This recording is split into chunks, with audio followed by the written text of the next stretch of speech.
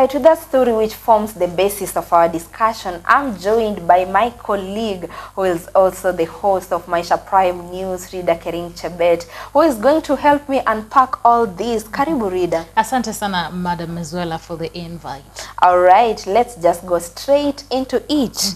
Over the past years, we have witnessed dialogues leading to opposition politicians joining government, yet issues like debt, unemployment, high cost of living, poverty remain persisting. Do you believe that the contrasting views on dialogue between President William Ruto and opposition leader Raila Odinga and the Gen Zs who call for no dialogue will pave way for solutions? It appears to be the current state of affairs. What are our thoughts, particularly on this part? Thank you so much, Madam Mezuela, first of all, for the invite. Yes. And to talk about what you've just asked, let me just paint a picture of the state of our country's politics, leadership, and governance.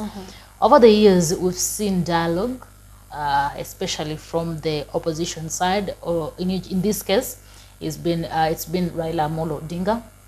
And what comes out of it has not been really, as much as it has built our democracy, but it has not been, it has not produced some tangible results that Kenyans expect. Yes. Just as you mentioned, the poverty, the high cost of living, the unemployment in the country. Let's start with the recent one, being the handshake between former President Uhuru Kenyatta and Raila Amolo Odinga, which eventually produced the Building Bridges Initiative, BBI, which was announced as null and void by the courts. And some of the issues that were addressed there, it was the political issues where the winner gets its all during the elections. Yes. You can see that the issue of poverty, the high cost of living, the unemployment was not solved there. Yes. Then came the national dialogue. It was the bipartisan talks during the President William Ruto's regime and Raila Amolo Odinga. That was during the Finance Bill 2023. We saw the opposition leading the protest against the Finance Bill 2023, and then which led to the formation of a dialogue team known as the bipartisan talks. Yes. And they came out with a NADCO report. And we saw also the product of the NADCO report was more of political issues. It solved political scores because we had the Election Act 2023, which paved way for the selection of the IEBC commissioners. We also saw the creation of the office of the opposition in the country. Yes. So majorly the dialogues over the years have led to the creation of the solving political issues. It is not a bad thing, but we've seen it has led to democracy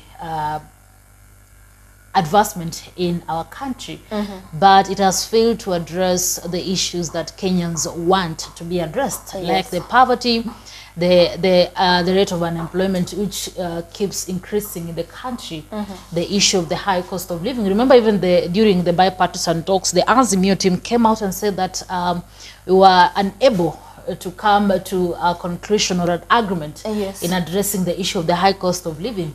That tells you that dialogues is usually to settle political issues, but not what you've just asked. But we've seen the Gen Zs for a period of less than 2 months. They've been able to push for action, and because they've been calling for accountability, they've been calling for fight against corruption. They've been calling on the issue of good governance, the dropping of the Finance Bill 2024, and due to that pressure, we've seen the president acting. So in my opinion, I can say that the leaders who want to dialogue, let them continue dialoguing, because at the end of the day, it has helped our country to grow in terms of political issues. The creation of IEBC, we've seen the democracy being strengthened. But then on the Gen Z's part, in my opinion, I think they should continue putting pressure. They should continue calling for action. At the end of the day, I know that our country will benefit from both sides. All right, thank you for that. Let's move on. The head of state said he will form a broad-based government. Let me just quote what he said. I will immediately engage in extensive consultation across different sectors and political formations with the aim of setting up a broad-based government that will assist me in accelerating and expediting the necessary urgent and irreversible implementation of radical programs and many other issues. Why would he need a broad-based government at this point, reader? Well, just as I said earlier, at the end of the day, in case or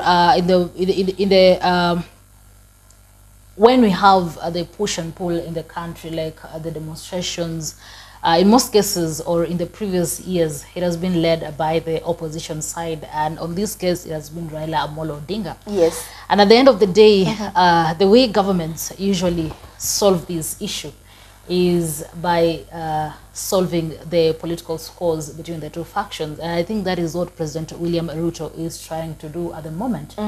Because I remember the Nusum Kata government during Kibaki's time, it gave Kibaki time to do his work without the interference from Raila Odinga's side.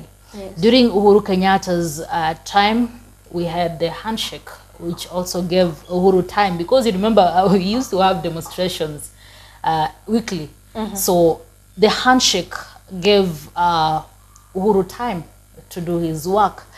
During President William Ruto's time, we've seen, since he came into office, the country has been in chaos. We've seen protest led by Azimio during the Finance Bill 2023. Then came 2024. We've seen the protest, but this time it's not led by Raila Amolo Odinga. Maybe the president, because we've seen some of the political leaders from the Kenya Kwanza side alleging that there are politicians who are funding or who are taking advantage of the protest led by the Gen Zs. They even accused the foreign powers, even the president, late last week. So I think the president is trying to do what previous administrations did, to try and consolidate all leaders, even those from the opposition side. Because when he says, when he talks about the government of national unity, yes, that simply means that he's going to merge or is going to include some leaders from the opposition side, which I think, in my view, I think it might be a challenge, because this time round, the protest and the demand for accountability is not led by politicians, but it is led by Kenyans who they claim they are tribeless, they are leaderless, and all they want is action and change. So we're waiting to see how inclusive the President William Ruto's government will be, or the cabinet that he is planning to form.